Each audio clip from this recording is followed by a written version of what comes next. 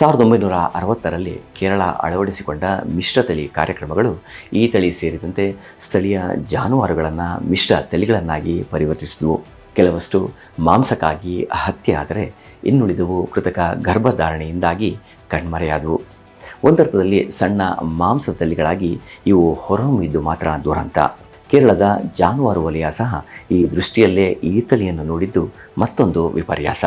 ಹೀಗಾಗಿ ಕಸಾಯಿಖಾನೆಗಳಿಗಿಂತ ಹೆಚ್ಚಾಗಿ ಕೃತಕ ಗರ್ಭಧಾರಣೆಯೇ ಇವುಗಳ ಸಂತತಿಗೆ ಶಾಪವಾಗಿದೆ ಅಂತಾನೆ ಹೇಳಲಾಗತ್ತೆ.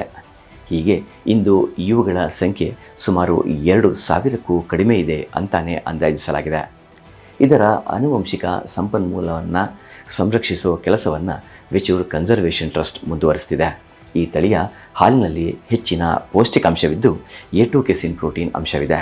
ಇದು ಮಧುಮೇಹ ಮತ್ತು ರಕ್ತದೊತ್ತಡ ಇರುವವರಿಗೆ ವಿಶೇಷವಾಗಿ ಉಪಯುಕ್ತವಾದ್ದಾಗಿದೆ.